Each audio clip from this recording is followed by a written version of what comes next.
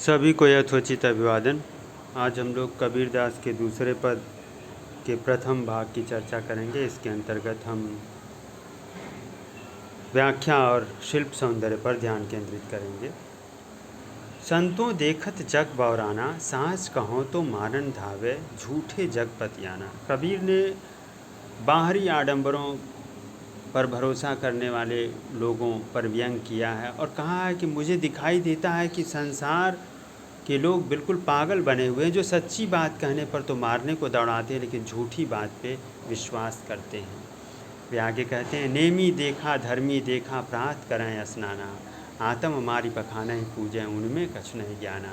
नेमी धर्मी लोगों की भी निंदा करते हैं, जो सुबह स्नान इत्यादि करके अहंकार में डूबे रहते हैं, लेकिन वे आत्मा के बारे में नहीं जानते, आत्मा की उपेक्षा करते, पत्थरों की पूजा करते।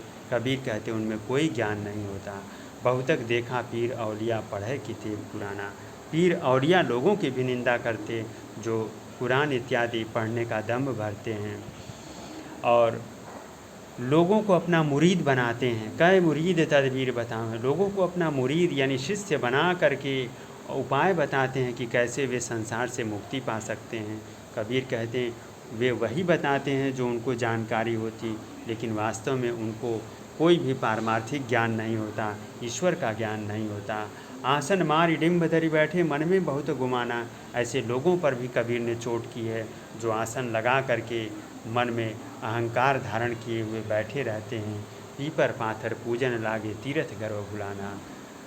और पीपल पत्थर की पूजा में लगे रहते हैं, तीर्थ के अहंकार में डूबे रहते हैं, टोपी पहनते हैं, माला पहनते हैं और तिलक इत्यादि लगाते हैं। ऐसे सभी लोगों की कबीर निंदा करते।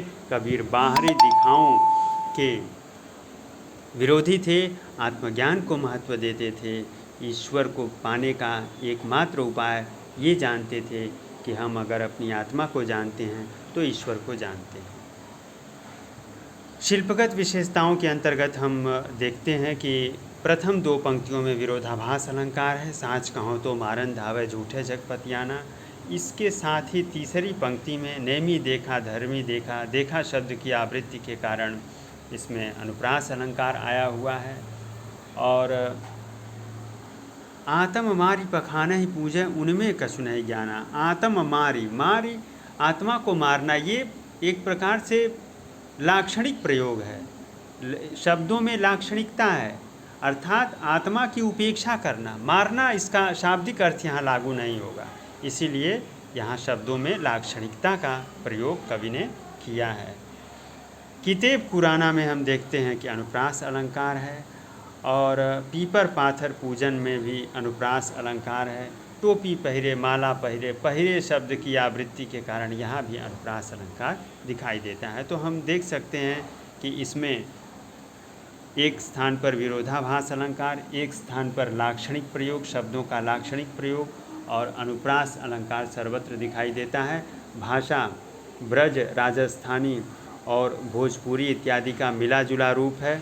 भाषा सधुक्कड़ी है, छंद पद है, सामान्य शब्दों का कवि ने प्रयोग किया है। तो इस प्रकार से हमने व्याख्या और शिल्प सौंदर्य पर ध्यान केंद्रित किया। धन्यवाद।